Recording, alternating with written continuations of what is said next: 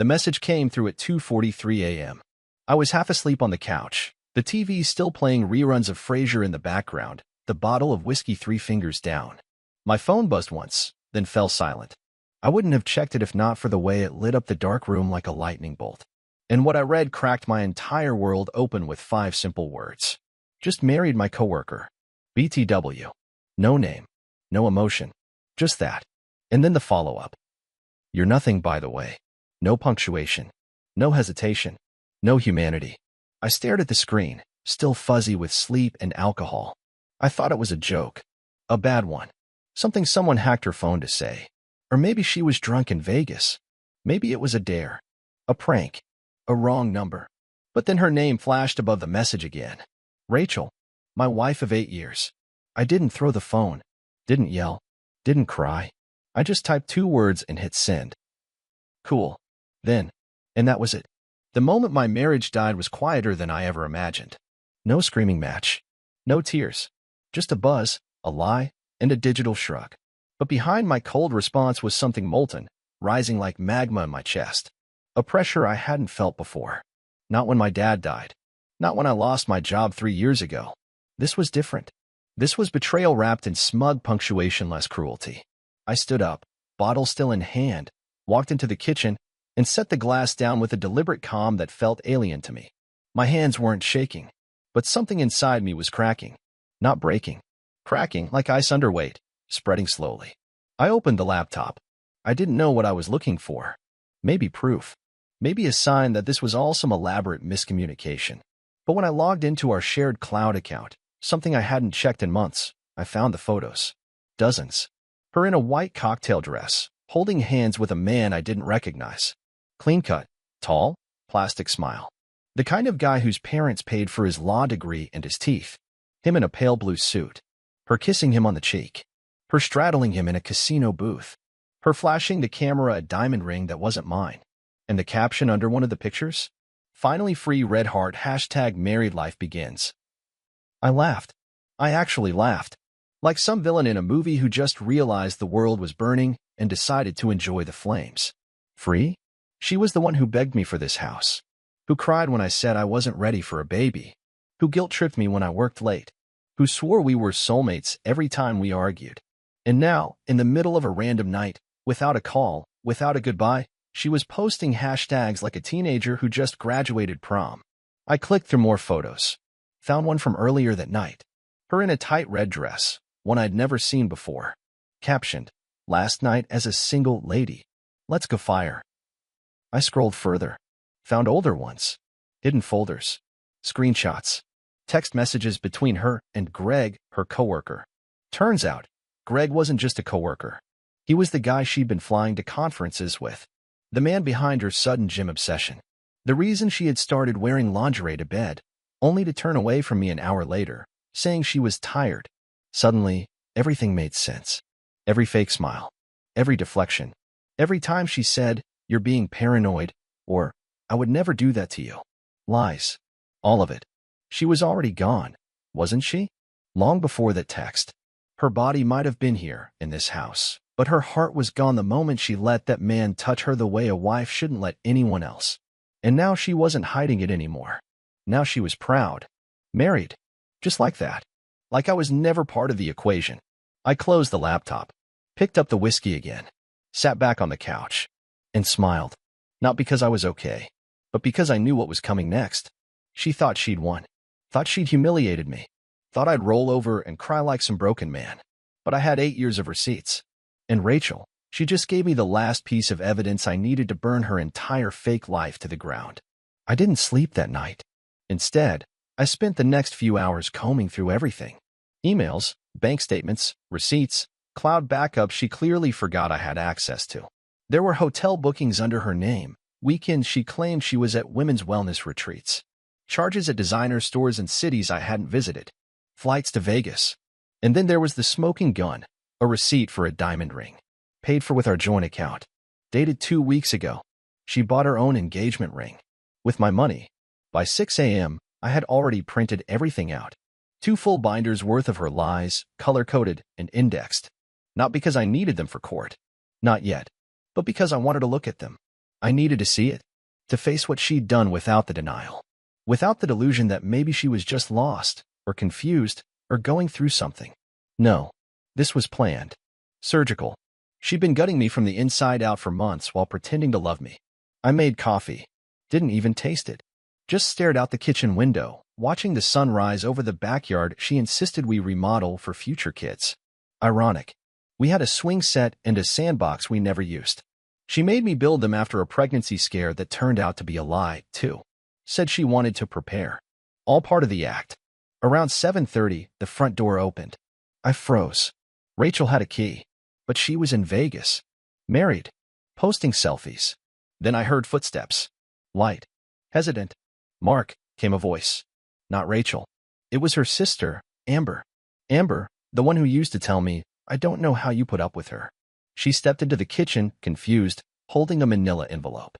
She looked at me, then the folders spread out across the counter. I saw Rachel's post, she said. I didn't know if it was real. Oh, it's real, I said, sipping coffee. She got married last night. I got the wedding invitation via text. Amber looked pained, almost ashamed. She told Mom you two were having problems. That you were emotionally distant. That you might have been, seeing someone else. I snorted. Of course she did. She slid the envelope across the table toward me. I didn't want to bring this, but she asked me to deliver these. Divorce papers. Already filed. Pre-signed. She said all you had to do was sign, and she'd make it painless. I didn't touch the envelope. Just stared at her. Not with anger, more like disappointment. And you agreed to be her courier? Amber looked down. I didn't know what else to do. She said she'd block me if I didn't. I nodded. That sounded like Rachel. Manipulative even in her absence. I finally reached for the envelope and opened it. Inside, legal documents, notarized, typed up weeks ago. Apparently she'd been planning this wedding while still legally married to me. That was interesting. Maybe even criminal. She said she wanted a clean break, Amber whispered. Said you'd understand. I looked at Amber. I steady. Tell her I do understand. Perfectly. She left soon after. I didn't blame her. She wasn't the enemy. Not really. She was another piece on Rachel's board, just like I had been. Used when convenient, discarded when not. By noon, I had made 5 phone calls. One to my lawyer, who laughed when I read the text aloud. One to the bank, to freeze all joint accounts. One to my cousin Jason, a real estate agent. I told him the house would be going on the market immediately. One to my boss, to let him know I'd be taking a couple days off but would be back stronger than ever. And the 5th? That one was to Rachel's new husband. Well, ex-husband. Greg. He answered on the second ring. Who's this? He barked. This is Mark. Rachel's husband. A beat. You mean ex-us? No, I cut him off. Husband. You just married a married woman. That's a felony in this state, Greg. Silence. Check your marriage certificate. It's invalid. Also, the ring she's flaunting? Bought with funds from our joint account. Hope you like fraud charges. He started stammering. I hung up. Sometimes silence is more effective than any threat. I leaned back in my chair, letting it all settle in. The damage was done. But the reckoning? That was just beginning. 2 days passed before she dared to call. Blocked number. Of course. I answered anyway. Her voice came through like it always did, honey-coated venom. Well, that escalated fast, she said, like we were talking about a weather report. I didn't say a word. I thought you'd be a little more. I don't know. Understanding. Understanding. I finally said. Of what, exactly? The part where you stole my money to buy a ring for your side boy? Or the part where you publicly declared me nothing while still legally married to me? She sighed, like I was exhausting her. God, Mark. You always do this. You take everything so personally. I wonder why. I just needed to do something for me for once. You mean you needed someone else inside you? Got it. Silence. Then, ice. You were always weak, she spat. You don't challenge me. You don't excite me. You just exist. Like furniture. I needed a man who made me feel something again. You found him, I said. Good luck explaining to him why the marriage certificate's void and why half the cash in your new bank account is frozen. Her voice trembled for the first time. You froze my money? No. I froze our money. Your mistake was using my name to open those cards. And by the way, I hope your new husband has a good lawyer. Mine's already drafting a civil case. The mask cracked then. You're seriously going to ruin me over this? I'm not ruining you, Rachel. I'm just handing you the mirror. She screamed something before hanging up. I didn't even flinch. Later that night, I poured myself a drink. This time not out of despair, but victory. Quiet, cold victory. My lawyer called the next morning. We've got something, he said.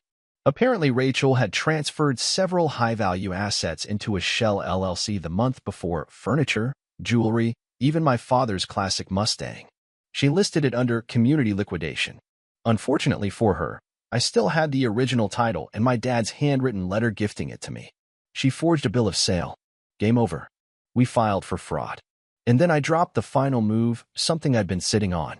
Remember those hotel receipts? The ones with dates that overlapped with her corporate retreats?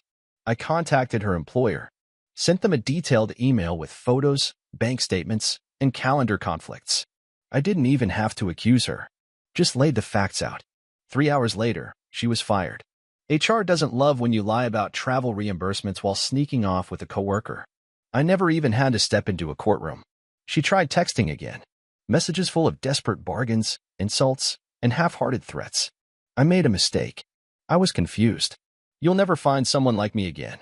Good, I finally replied. That's the point. And the cherry on top? Her husband, Greg, filed an annulment the following week. Apparently, fraud didn't sit well with his shiny reputation. Turns out he wasn't as in love with her as she made it seem. Rachel was now unemployed, publicly humiliated, divorced twice in 1 week, and living out of her mother's basement because the lease on her apartment? I had co-signed it when we were still together, and I pulled my name. She got 30 days to vacate. Meanwhile, I was already setting up a new chapter. Clean apartment. No shared accounts. No ghosts in the closet. Just me, my dog, and a fresh start. The silence was intoxicating. No guilt. No eggshells. No manipulation. Just peace. But I wasn't bitter. Not anymore. There's something beautiful about watching someone try to destroy you and failing, especially when they think you're already broken. Rachel tried to bury me. What she didn't realize was that I was the ground. It's funny what you remember when everything goes to hell. Like the way she used to say, "You don't appreciate me," while sitting in the house I paid for, holding a $6 latte I never drank from, wearing earrings I bought because she once said, "I just want to feel seen." Like the way she used to pick fights the night before my biggest meetings, just to talk about our relationship. That was always her code for, "I'm bored and need drama." Or the way she'd pause when I walked into a room like my presence was an inconvenience, as if the man paying the bills was interrupting the show she was putting on for someone else. But in hindsight, none of that was random. It was groundwork. Slow, calculated demolition. She didn't cheat overnight. She rehearsed it in small acts of cruelty until betrayal felt natural. The part that still made my jaw tighten wasn't the cheating. It was how easily she tossed everything aside, like our history had been some boring prelude to her real life. No apologies. No remorse. Just a text at 2:43 a.m. I hadn't told my parents yet. That was next. I knew my mom would cry. Not because she loved Rachel, but because she believed in the idea of us. We were the couple that made it through the pandemic. The ones who got matching tattoos after year 5. The ones who sent handmade holiday cards with scripted cursive and fake snowflakes. We looked perfect. Right up until she eloped in a white dress and deleted me from her Instagram bio. I remember standing in the bedroom one afternoon, staring at our wedding photo one I hadn't taken down yet. Rachel was laughing in it, eyes closed, leaning into me like she meant it. But now I knew better. That wasn't love in her eyes. That was control. Possession. I took the photo down, not out of spite, out of clarity. Keeping it there felt like leaving a wine glass on the edge of a table in an earthquake zone. You learn to secure the fragile things, or you learn to throw them out. That same week, I got a call from someone unexpected. Her dad. "Mark," he said, low and tense. I heard. I'm sorry. I waited. He used to adore Rachel, always saying she was too smart for the world. "I don't know what happened to her," he said. "She hasn't called me. Not once. She's probably busy crafting a new lie," I replied. He let out a long breath. "She always needed more attention than we knew how to give." "Yeah," I said. "That's probably the only honest thing in all of this." He didn't defend her. Didn't ask me to forgive her. He just said, "If you need anything, anything at all, you were the best thing that ever happened to her." And then he hung up. That night, I did something symbolic. I pulled all her clothes from the walk-in closet, the dresses, the coats, Even the little black clutch she swore was vintage. I packed it all neatly. No rips, no theatrics. Just order. Just finality. Then I had it delivered to her mother's place. No note. No anger. Closure doesn't always look like closure. Sometimes it looks like cardboard boxes and silence. Weeks passed. People started finding out. Friends called. Some were shocked. Others not so much. She always flirted too much, one said. She hated being second in a conversation, another admitted. Funny how honesty shows up after the fall. Then one afternoon, I got a handwritten letter in the mail. No return address. Just 2 lines. You'll never understand why I did it. But I don't regret it. No signature. But the handwriting? Rachel's. I didn't respond. Didn't need to. That letter was a confession disguised as defiance. And I was done with her theater. I folded the paper once, placed it on the grill, and lit a match. It curled black at the edges and vanished into nothing. Just like her promises. There's a strange kind of peace that comes after the storm. Not relief. Not joy. Just a muted stillness, like your soul has gone deaf for a while and it's not sure if that's a good thing or not. I spent the next few weeks rebuilding my life in small, boring ways. I changed all my passwords. Closed accounts we once shared. Got a new bed, because no matter how many times I changed the sheets, I still felt her perfume on the pillows, like some ghost of deceit that wouldn't leave. I started eating dinner at the table again. Just me. No passive-aggressive silence. No fake smiles. No cold glances over salad and wine. Just peace. Heavy, thick peace. The silence at first was loud. Too loud. But then I started to appreciate it. No more walking on eggshells. No more pretending. I didn't have to justify who I was to someone trying to mold me into her idea of a better man, a man who earned more, said less, and smiled on cue. One night, I was scrolling through my phone and came across an old video of us. It was during a road trip to Big Sur, maybe 4 years ago. She was laughing in the passenger seat, hair blowing everywhere, singing horribly off-key. Back then, I thought it was the most beautiful sound in the world. I watched it twice. Then I deleted it. Not because I hated her, but because I didn't believe that laugh anymore. That video was a lie pretending to be a memory. I needed space for real memories now. I went back to therapy. Not because I thought I was broken, but because I didn't want to become the kind of man who mistrusts everyone. Rachel didn't deserve to shape how I treated the next woman who'd walk into my life. If there ever was one. The therapist asked me, "What do you want to feel again?" And I said, safe. It wasn't about revenge anymore. That part was over. I'd already torched every bridge she thought she owned. The money? Gone. Her fake marriage? Annulled. Her reputation? Burned. Now I was after something quieter. Something harder. Wholeness. And maybe, eventually, peace. It came in flashes. Like when I walked by the bakery down the street and didn't think about how she used to force us to take couples photos every Sunday morning with croissants in hand, acting like we were one of those curated Instagram couples. Like when I stopped checking her socials. Stopped asking mutual friends how she was doing. Stopped caring if she was miserable or finding herself. She had already lost the only version of herself that was ever real. The one I believed in. And one afternoon, about 2 months after the text that ended it all, I ran into Greg. Yeah, that Greg. He was standing in line at a coffee shop, alone, looking like someone had punched the soul out of him. I almost didn't say anything, but he noticed me. His face drained of color. I walked up beside him, looked him dead in the eye, and said, "Tell me, was she worth it?" He stared at me for a long second, then said, "No." That was it. No excuses. No defense. Just truth, bare and bruised. And for the first time since this all began, I smiled. Not out of spite. Out of closure. Because I realized, standing there with my ex-wife's discarded trophy of a man, that I hadn't just survived Rachel. I had outgrown her. And that was the real victory. A few weeks later, I got a text from an unknown number. "I heard you're doing well. Must be nice." No name, but I knew the rhythm of her sarcasm like the back of my hand. Rachel. Still watching. Still waiting for a reaction she wouldn't get. I didn't reply. That was the thing about her. She fed on attention like oxygen. Take that away, and the fire dies. I wasn't angry anymore. I wasn't hurt. What I felt was harder to define. Maybe it was pity.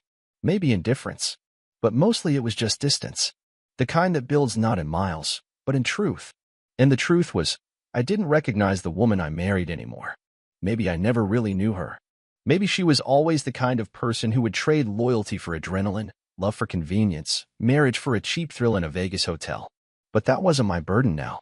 My burden was finally gone. I had started running again. The air hit differently now, cooler, cleaner. I used to run to escape.